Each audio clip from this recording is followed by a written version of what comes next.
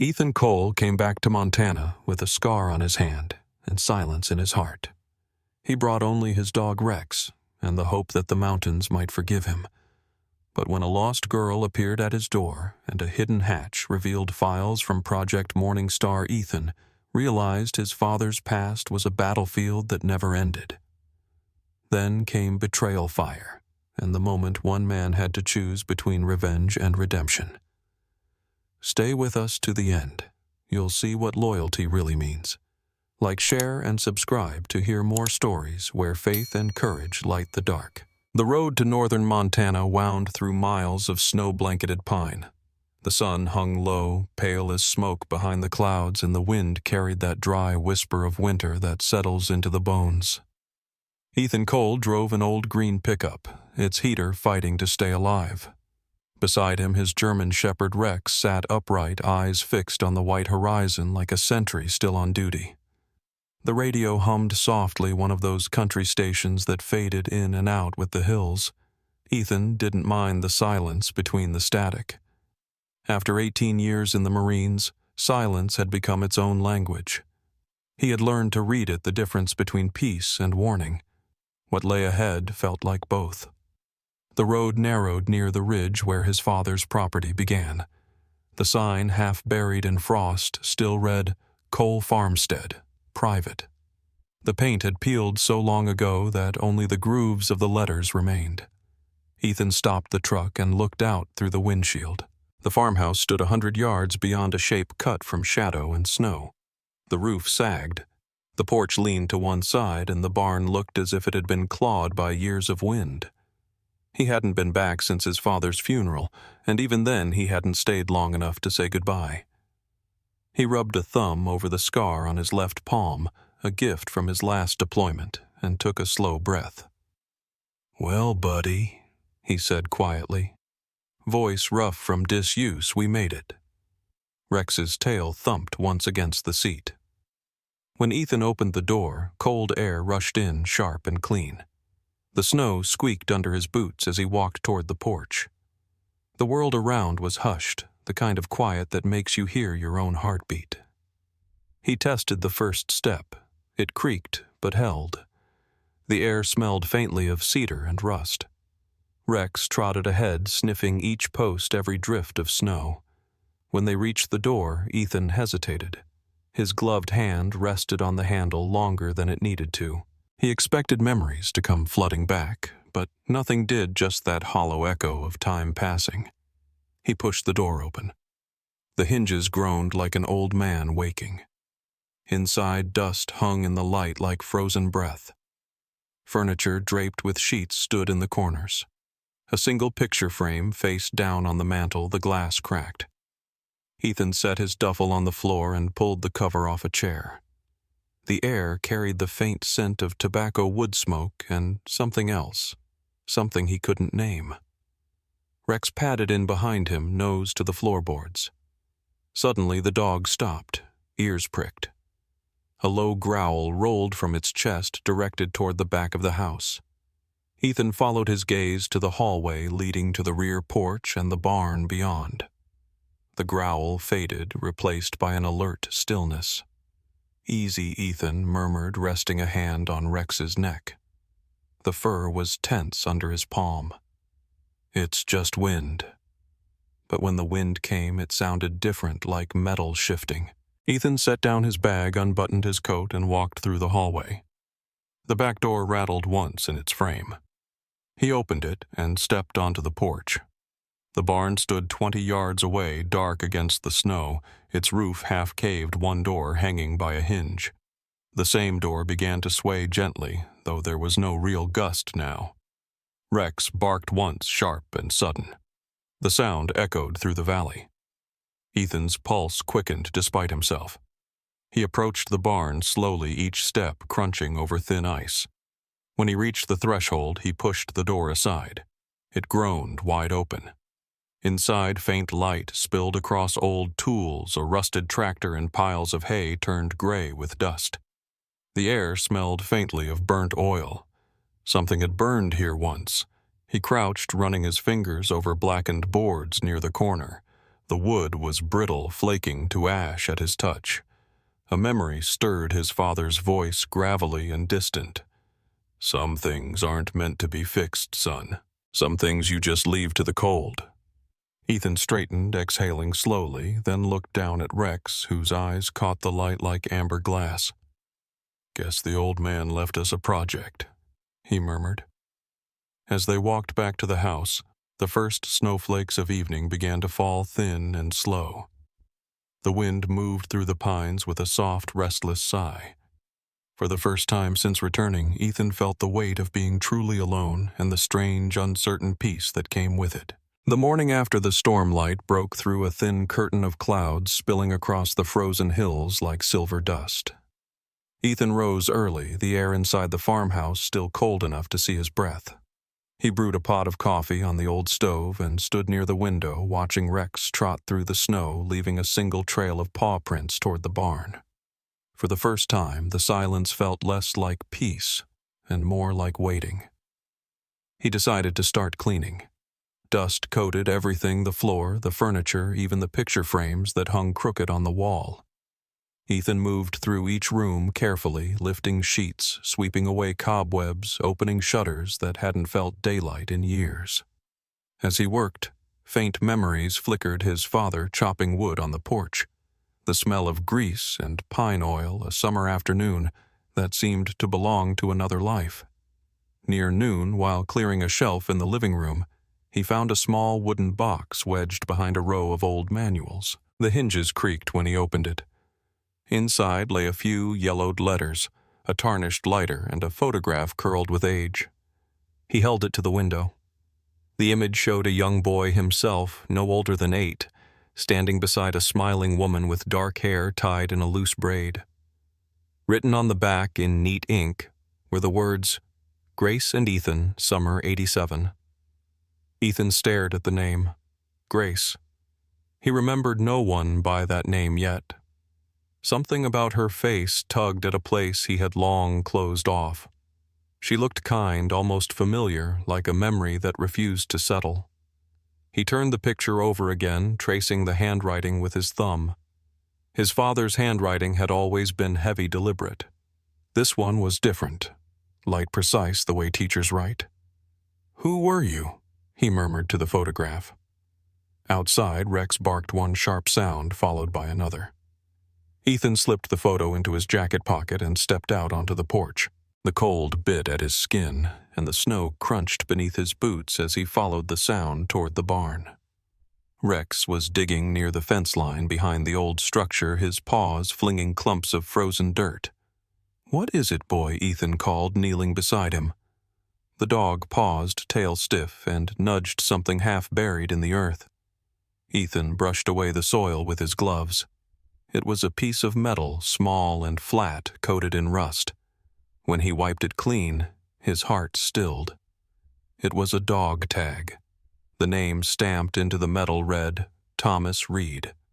The serial number followed along with the faint outline of the Marine insignia. Ethan stared at it for a long moment, the cold forgotten. Tom Reed had been part of his unit. Quiet, reliable, one of the few men Ethan trusted completely. But Tom had never come home. They had listed him missing in action during a mission gone wrong in Kandahar, a mission Ethan still carried in the back of his mind, like a scar that never healed. He clenched the tag in his hand, feeling the edge bite his palm. How did it end up here, hundreds of miles away from the desert? Rex let out a low whine and pawed the ground again, as if urging him to look deeper. Ethan ran his hand over the disturbed soil but found nothing else. Only the tag. Only questions. He stood slowly, the wind pressing against his coat. The barn loomed behind him, silent and old, its doorway like a mouth that had swallowed too much time. He slipped the tag into his pocket next to the photograph. 2 discoveries in one day, both pointing toward pieces of a story he didn't understand. Grace Lane. Tom Reed. One from his childhood, one from the war. He looked down at Rex, who met his eyes with that same steady calm, as if waiting for Ethan to connect what he couldn't yet see. "You always find the things I try to forget?" Ethan said softly, rubbing the dog's neck. The wind shifted, then carrying a faint creak from the farmhouse, the kind of sound wood makes when it remembers footsteps. He turned toward it uneasy. Inside those walls were memories and maybe answers, but answers rarely came without a price. Ethan whistled for Rex and walked back through the snow, the photo and the dog tag pressing cold against his chest. Behind them, the barn door moved slightly just once, as if stirred by breath rather than wind. The fog that morning hung thick over the valley, softening the edges of everything: the trees, the fence line, even the mountains beyond the field. Ethan Cole stepped onto the porch with a mug of coffee warming his hands, and Rex close behind the dog's breath steaming in the cold. The air carried the sharp scent of pine and wet earth.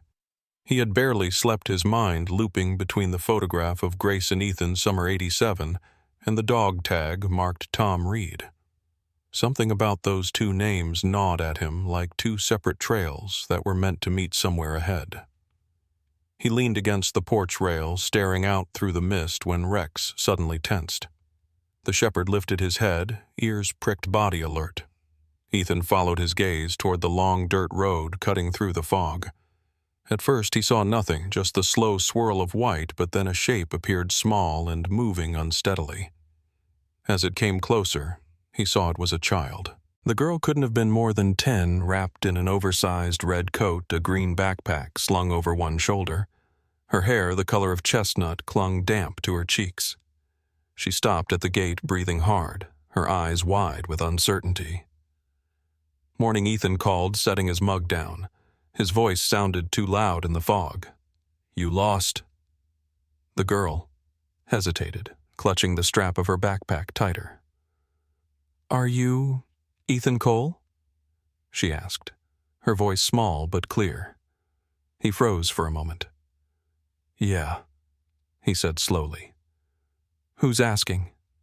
She reached into her coat pocket and pulled out a folded piece of paper, its edges crumpled and soft from being held too long. She passed it through the fence. Written in neat, looping handwriting were the words, "If anything happens, find Ethan Cole." The signature beneath made his stomach tighten. Grace Lane. Ethan stared at the note, then at the girl. "Where did you get this?" he asked. "From my mom," she said quietly. "She told me to come here if something ever happened to her."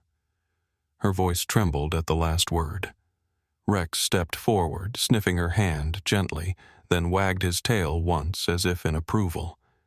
The girl smiled faintly at him, the first spark of warmth in her frightened face. "What's your name?" Ethan asked. "Sophie," she said. "Sophie Lane." The name hit him like a quiet blow. Lane. The same name written on the back of the old photograph. Grace and Ethan, summer '87. He looked at Sophie again, really looked at the shape of her nose, the dark hair, the same small dimple on the left cheek when she spoke. She was the mirror of the woman in that photo. "Your mom's name was Grace?" he asked, though he already knew the answer. Sophie nodded. "She said she knew you."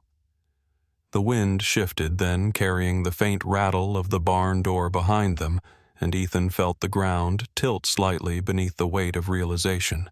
He motioned her toward the house. "Come inside, you're freezing."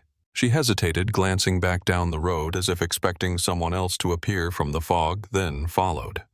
Inside, Ethan lit the stove while Sophie sat stiffly on the edge of a chair, Rex resting at her feet like a sentinel. "Where's your mom now, Sophie?" he asked gently. She looked at her hands. "She's gone," she whispered. "They said it was a car accident. 2 weeks ago." The words hung in the air, heavy and fragile. Ethan's chest tightened. 2 weeks. The same time he'd found that photo. He leaned against the counter, the memory of Grace's handwriting fresh in his mind. "If anything happens." The note hadn't been written out of fear of chance. It had been written out of knowing. "Did she tell you why she wanted you to come here?" Sophie shook her head. Only that you were someone she trusted. Her voice faltered. She said you once helped her when she was scared. Ethan looked down at his calloused hands. He could not remember helping anyone named Grace Lane, not as a child, not as a man. Yet something deep in him whispered otherwise, like a dream that fades when you wake but leaves its shadow behind. He poured her a cup of cocoa from a tin left in the cupboard. She wrapped both hands around it, holding it close like something precious. "Do you have any family, Sophie?" he asked. "No," she said simply. "Just Mom. And now, Rex, I guess." The dog lifted his head at the sound of his name and pressed his muzzle against her arm. She smiled, and for a brief second Ethan saw light cut through her sadness. He felt something stir in himself, something quiet but persistent. "You can stay here tonight," he said finally. "It's safe." She nodded, whispering a soft thank you. He turned away before she could see the conflict in his eyes. The house, once silent and empty, now held the soft sound of her breathing and the click of Rex's claws on the floorboards. As night fell, the fog thickened again, and Ethan stood by the window watching the dark fields.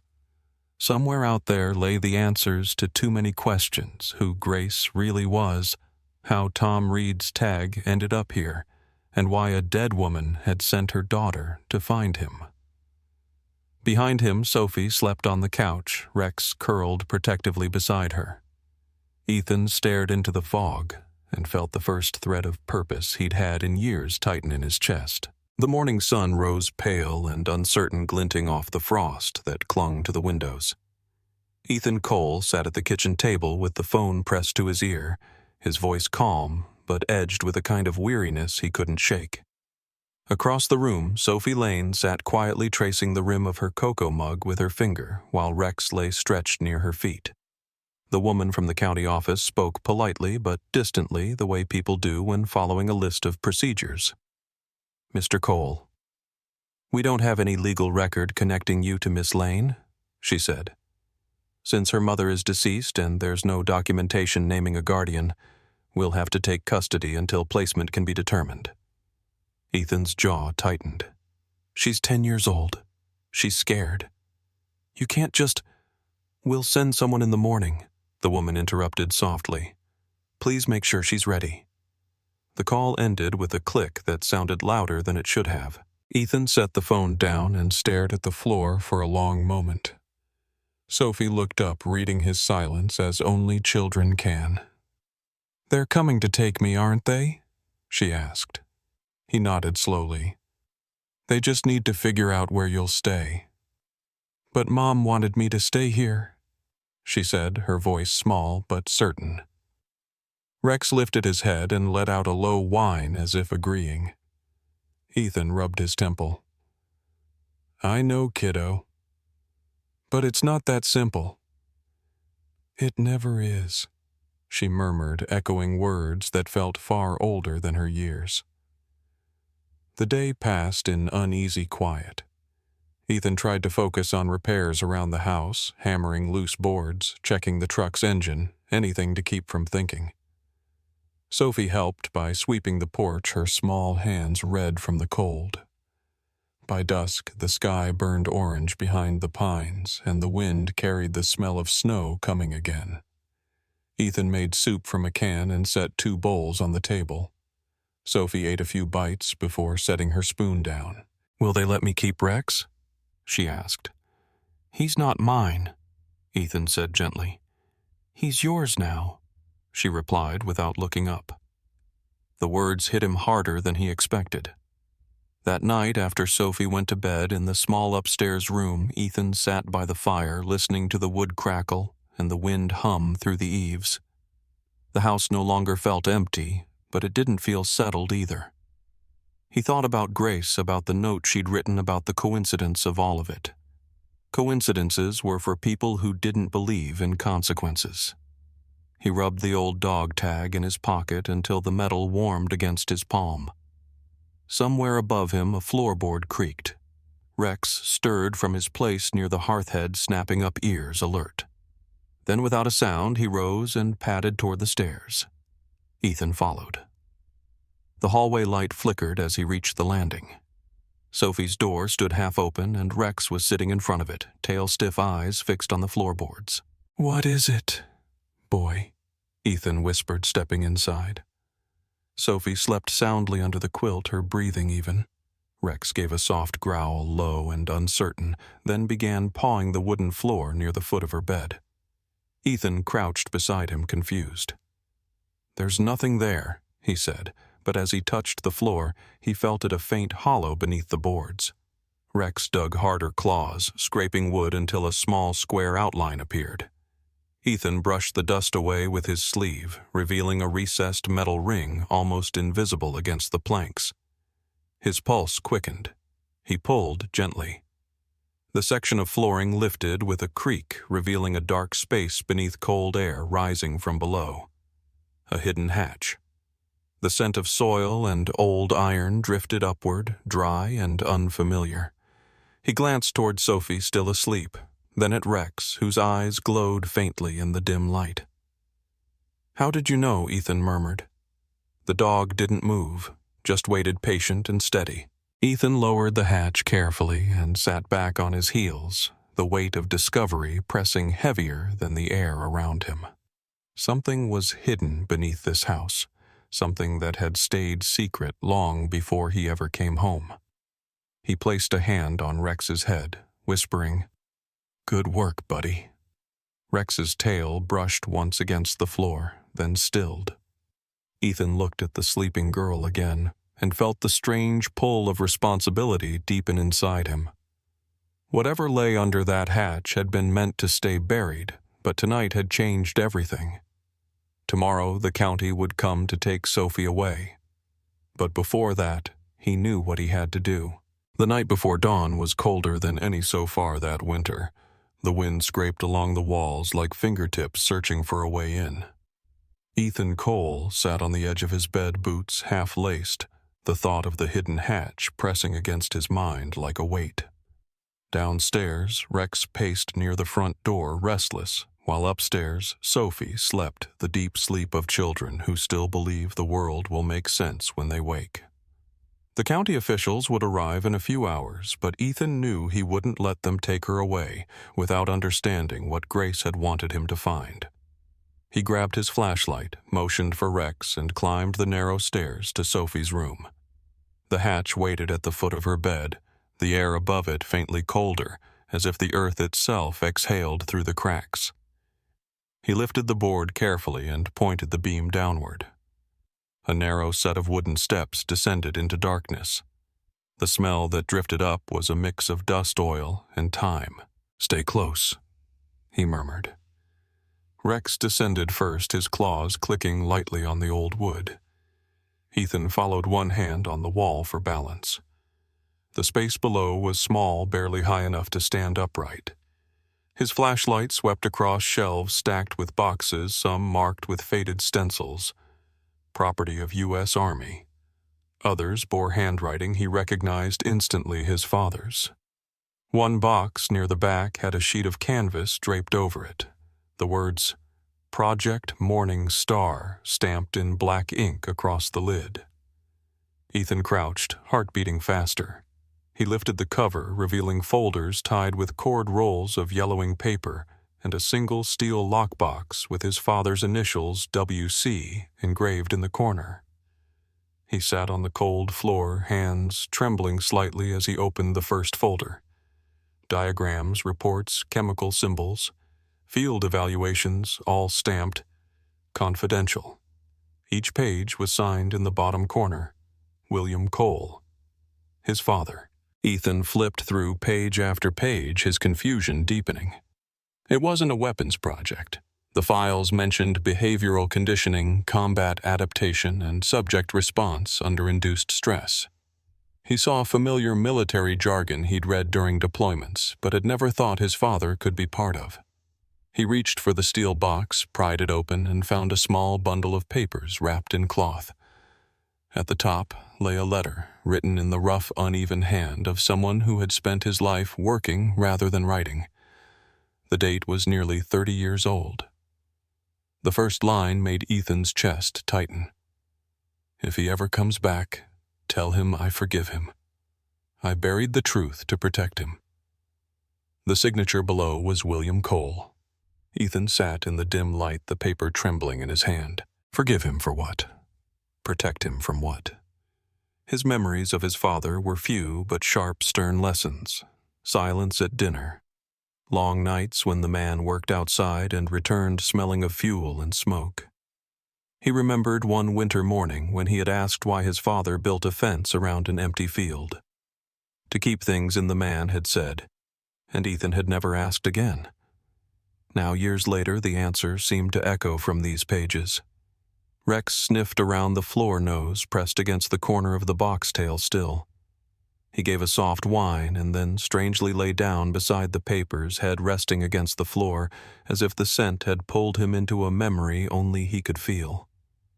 Ethan reached out, brushing the fur along his back. "You smell him, don't you?" he whispered.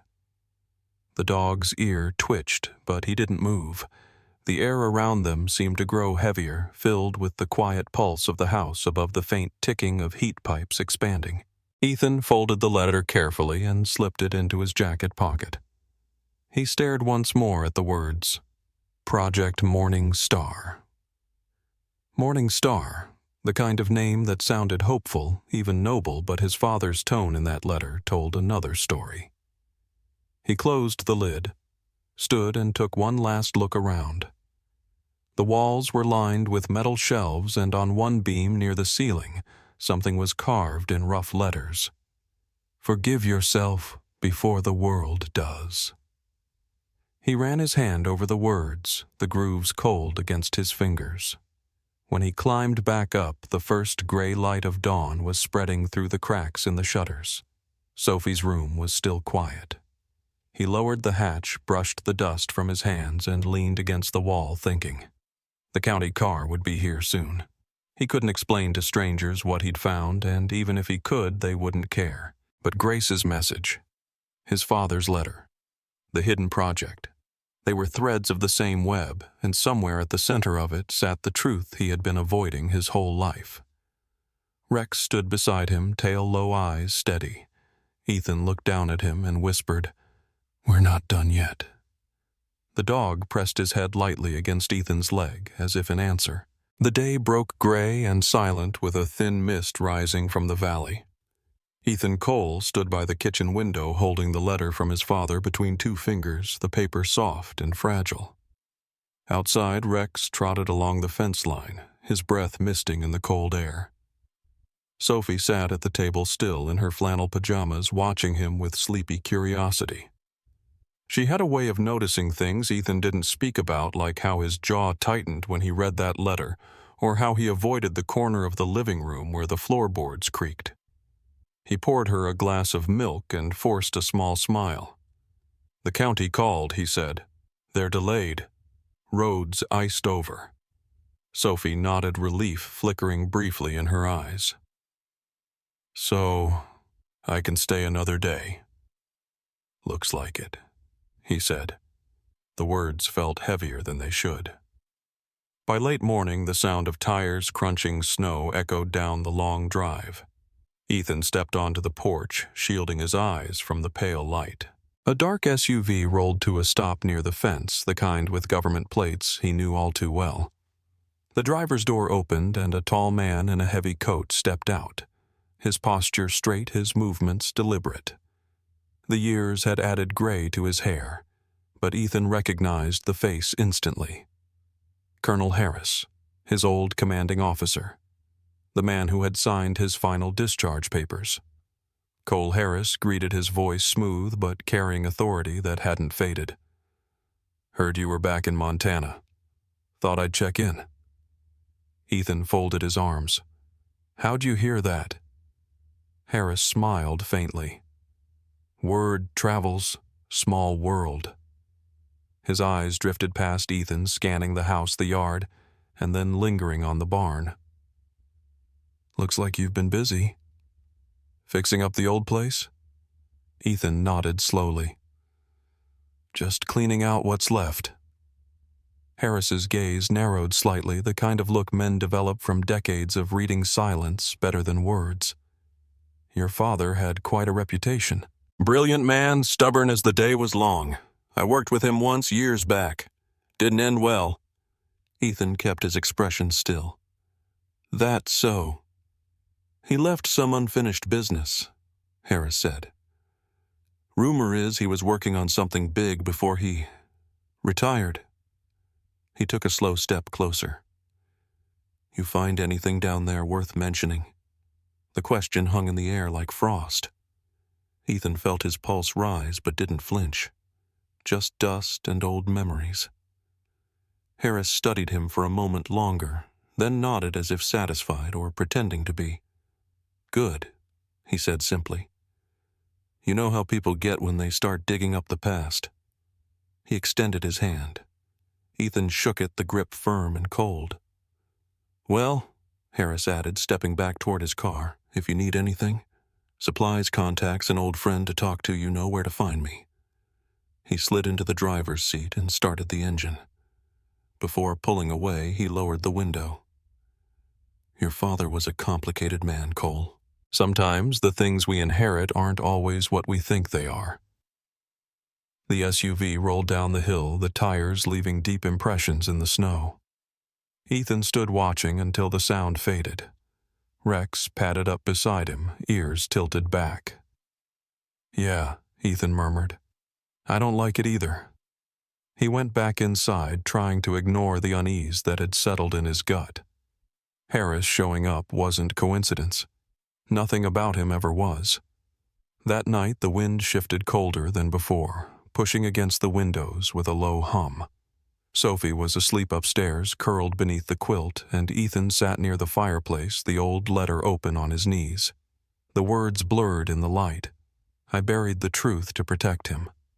He read them again and again until the letters seemed to pulse like a heartbeat. From outside came a sound, soft at first, then sharper. Rex lifted his head, growling low. Ethan froze, listening. The wind carried another sound, faint but distinct, the distant crunch of footsteps on snow. He rose, grabbed his coat, and stepped onto the porch. The night was still, the forest beyond the fence, a wall of black. Rex barked once, loud and sudden, toward the tree line. Then again. The echo rolled across the valley before fading into silence. Ethan waited, but no one answered. No light flickered in the distance. He finally called the dog back inside, though neither of them slept much after that. By morning, the world had turned white again, a fresh layer of snow smoothing the ground. As he walked to the barn to check the tools, something caught his eye near the edge of the woods, a pattern pressed into the snow, half-covered but unmistakable. Tire tracks. Not from a civilian vehicle. He crouched beside them, fingertips brushing the frozen ruts. Military-grade treads. He followed them for several yards until they disappeared into the trees. Whoever had come had done so quietly under the cover of night and left without knocking.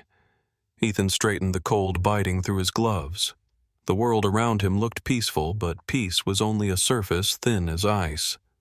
He glanced toward the farmhouse where Sophie's laughter faintly carried through the open door, and then down to Rex, who stood at his side, every muscle ready. Looks like the past isn't done with us, Ethan said softly. The dog's tail flicked once, and his eyes stayed fixed on the forest as if waiting for something or someone to return. For the next few days, Ethan couldn't shake the unease left by Colonel Harris's visit. The man's words echoed in his head, unfinished business, things buried for a reason.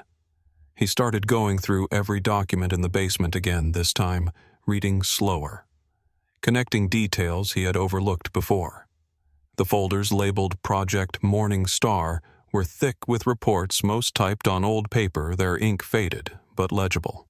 Each document listed field notes from different bases across the country, all marked Classified Behavioral Program. Then he saw it, a name he recognized at the bottom of the final evaluation form. Commanding Officer Colonel Jonathan Harris.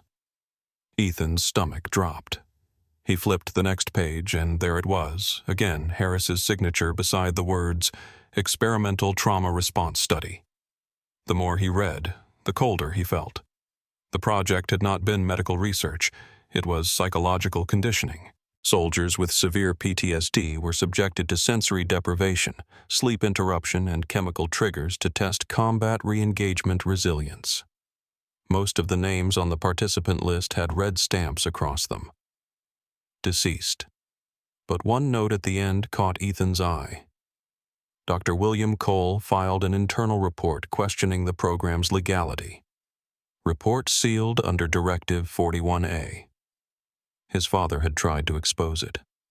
That was the truth Harris didn't want unearthed. Ethan sat back, his hand trembling slightly as he rubbed his eyes. The air in the bunker felt heavier, harder to breathe.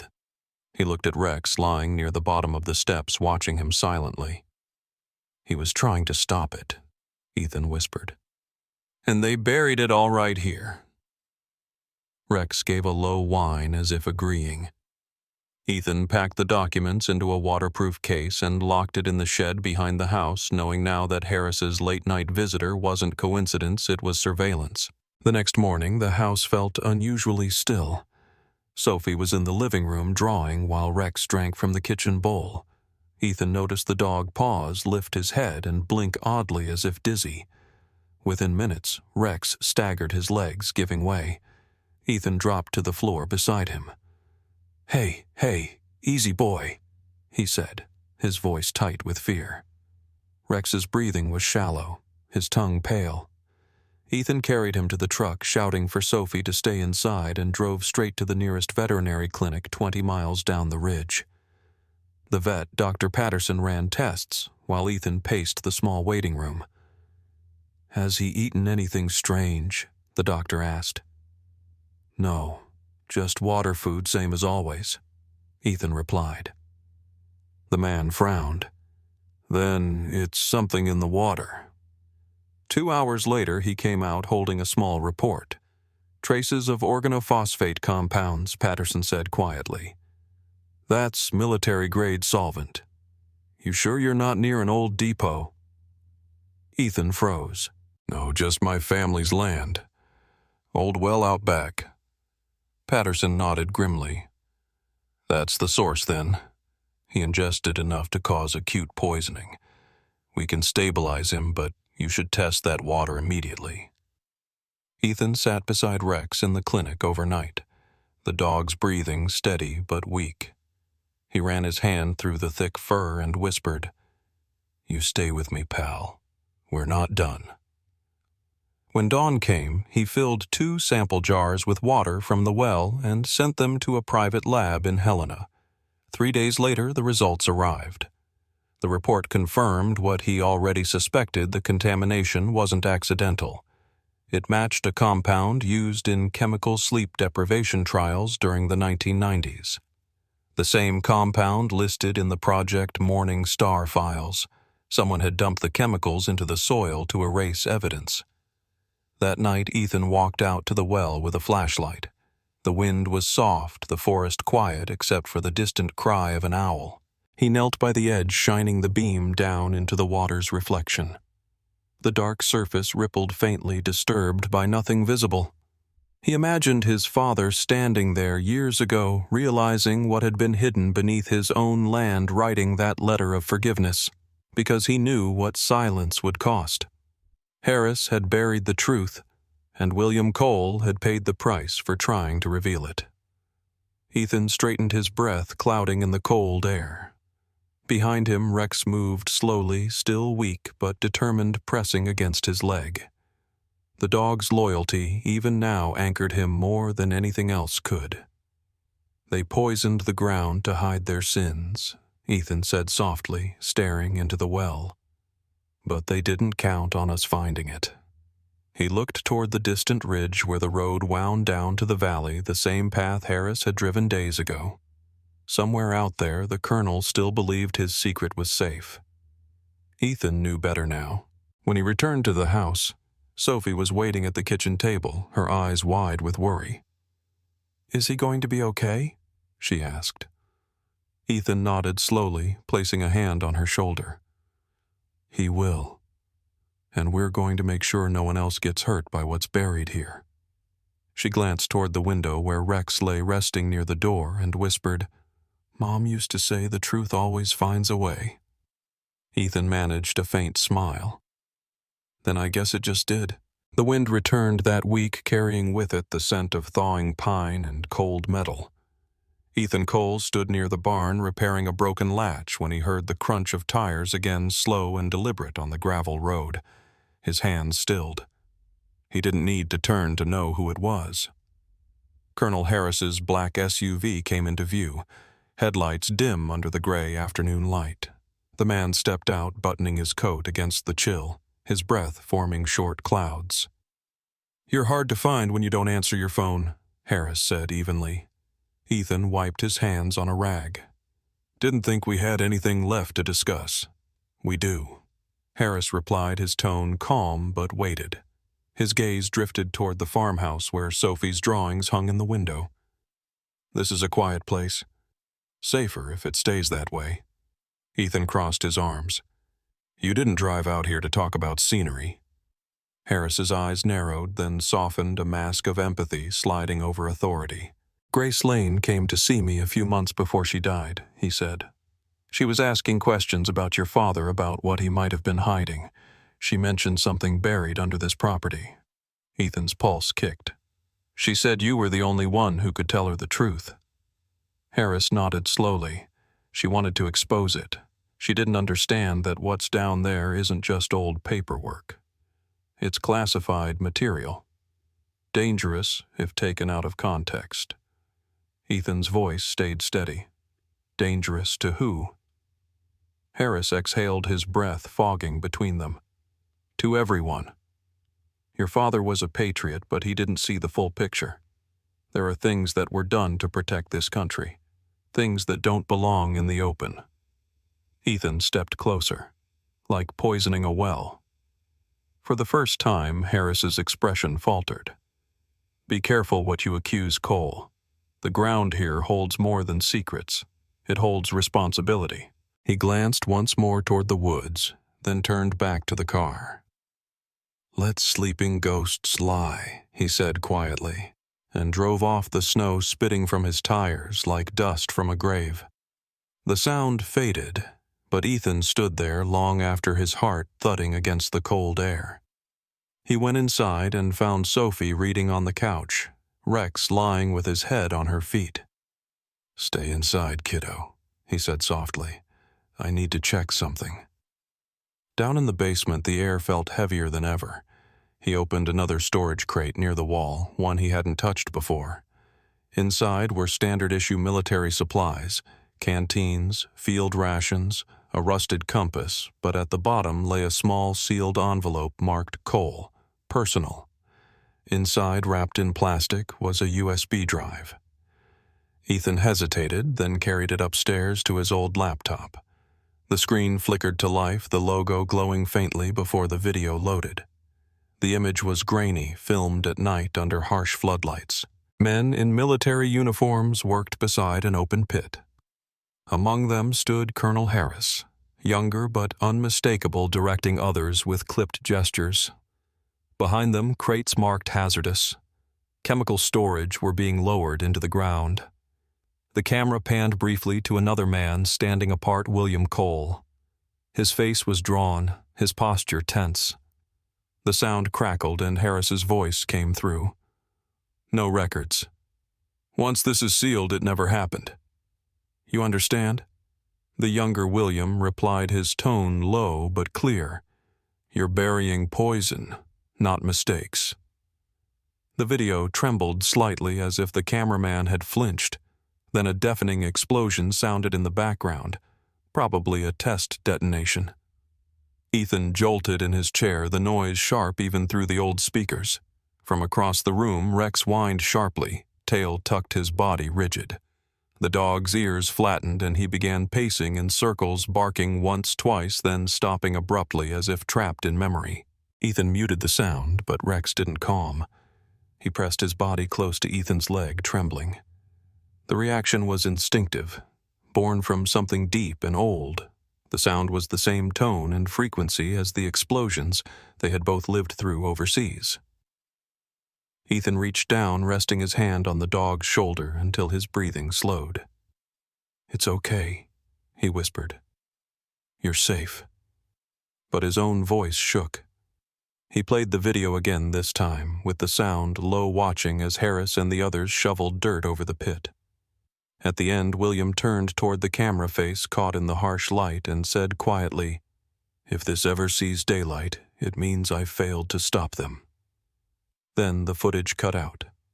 Ethan leaned back, staring at the frozen frame. His father had tried to reveal the truth, and Harris had buried it literally and figuratively. Grace must have found traces of this before she died, and now Harris was back to ensure it stayed buried forever. Ethan copied the video onto another drive and hid it beneath the floorboard in his father's study. When he looked up, Rex was watching him intently, eyes amber and steady. "We have proof now," Ethan murmured. "But it's going to make things worse before it gets better." The dog tilted his head as if understanding. Upstairs, Sophie called out that dinner was ready, her voice soft and ordinary against the weight of everything below. Ethan rose slowly, turned off the computer, and whispered, "Not yet, but soon." The night fell too quietly for Ethan Cole's comfort. A pale moon hung low above the ridge, lighting the snow in a ghostly silver.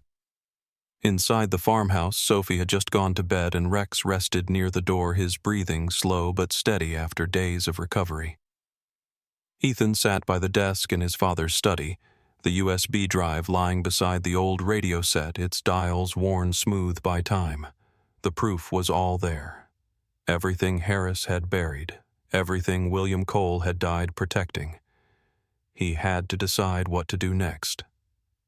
The quiet didn't last long. Somewhere outside, a faint metallic clank echoed from the barn, followed by the dull slam of a door. Rex's head shot up, ears stiff, a low growl forming deep in his chest. Ethan stood, his instincts tightening like wire. He crossed the room, grabbed his flashlight, and stepped onto the porch. The night air was sharp, filled with the smell of pine and distant smoke. For a moment he thought the smell came from the fireplace until he saw the flicker of orange through the trees. The barn was burning. He ran snow, crunching under his boots, shouting Sophie's name. The closer he got, the thicker the smoke became, curling black against the night. Flames roared through the wooden beams, devouring the old roof. He heard a sound from inside, a muffled cry. "Sophie!" He yelled, his voice cracking. Then he saw her small figure through the haze, struggling near the corner. A rope tangled around her wrist, the fire closing in. Before Ethan could move, Rex lunged past him, disappearing into the inferno. "Rex!" Ethan shouted, but the dog didn't hesitate.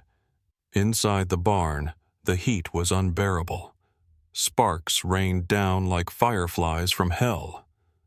Rex found Sophie and barked sharply, snapping at the rope until it tore loose. The flames hissed around them, smoke thick enough to choke. Sophie coughed, eyes streaming with tears, clutching the dog's fur. Rex turned his body between her and the fire, shielding her as a burning beam crashed nearby. His fur singed, the smell of it sharp in the air, but he didn't move. He pushed her toward the door, barking until she crawled into the cold outside. Ethan rushed forward, pulled her into his arms, and turned back just as Rex stumbled through the doorway. Half his coat blackened, his breathing ragged. The fire behind him was a wall of light swallowing the barn whole. Ethan fell to his knees beside him, voice breaking. "Good boy, you did it." The dog's eyes blinked slowly, his chest rising and falling with effort. Sophie sobbed, clutching Ethan's sleeve. "He saved me," she cried. "He wouldn't leave me." Ethan looked up and saw movement near the tree line, a shadow, tall still. Colonel Harris stood there, illuminated by the flames, his expression unreadable. Ethan shouted, "You did this!" But Harris didn't move, didn't deny it. The firelight flickered across his face before he turned and disappeared into the darkness. Ethan carried Rex back to the house, laying him gently on a blanket near the old radio. Sophie fetched a bowl of water, tears still streaking her face. "He's still breathing," she whispered. Ethan touched the dog's side, weak but alive. "Hang on, buddy," he murmured. He looked toward the desk where the USB lay waiting, the flames outside painting the walls in trembling light. Harris thought he'd erased the truth again, but this time Ethan wouldn't let it die in smoke. He turned the old radio on. It sputtered, crackled, and then hummed alive, the same transmitter his father had used during his Army days. Ethan connected the USB to the laptop, rerouting the signal through the transmitter. Lines of code flickered across the screen as he uploaded the data. The video, the documents, every file from Project Morning Star. "This is for you, Dad," he whispered. The radio's static filled the room like a heartbeat. Within minutes, the data began to broadcast across multiple open frequencies. Journalists, veterans groups, and archived servers would all pick it up within hours. Outside, the fire devoured the barn until it collapsed in on itself, a storm of sparks rising into the night sky. The smell of ash seeped through the walls, mingling with the metallic tang of the old wires. Sophie sat beside Rex, stroking his head, whispering softly, as if words alone could keep him tethered. Ethan finished transmitting, then switched off the equipment, the room returning to silence but for the faint whine of wind through the eaves. He crouched beside them, his hand resting on Rex's paw. The dog opened one eye just enough to meet his gaze. "You're home," Ethan said quietly. "You did your job." Rex's tail moved once slow, almost imperceptible. Sophie leaned her head against Ethan's shoulder, her voice trembling. "Is it over?" Ethan looked toward the burned shell of the barn glowing through the window. "Not yet," he said. "But now the world knows." Spring returned to the valley months later, gentle and slow, as if testing whether the mountains were ready to forgive the winter that had burned through them. The snow retreated from the hillsides, leaving behind dark soil rich with promise. The scent of cedar and sawdust once again filled the air around the Cole property. Where the barn had once stood, a new structure rose bigger, brighter, its beams carved with the names of those who had helped rebuild it. Veterans from across the state had come, men and women who had read Ethan's story after the files went public. Some had served under Colonel Harris. Others had lost friends to Project Morning Star. They came not for revenge, but for purpose. Working beside Ethan gave them both. The newspapers had run their stories for weeks, and congressional hearings followed.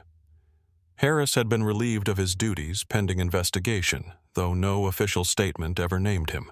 Still, the truth was out, and that was enough. By early May, the farmhouse was whole again. The old radio tower still stood, its metal frame gleaming against the blue sky, a symbol of both truth and defiance. Sophie Lane had grown more confident, her laughter returning with the season. She spent her days tending to the small garden behind the barn, where she and Ethan had planted rows of wildflowers and young pines in memory of those lost to silence. Each morning she carried a tin watering can out to the rows, and Rex followed at her heels, slower now, his gait uneven from the burns but steady all the same. He had healed as the land had scarred, but living. Ethan spent his mornings working alongside other veterans who came seeking the same quiet he once feared. Together, they repaired fences, built wooden benches, and restored the main hall into a therapy center, a space for workshops, counseling, and a place to simply sit and breathe without judgment. They called it The Haven.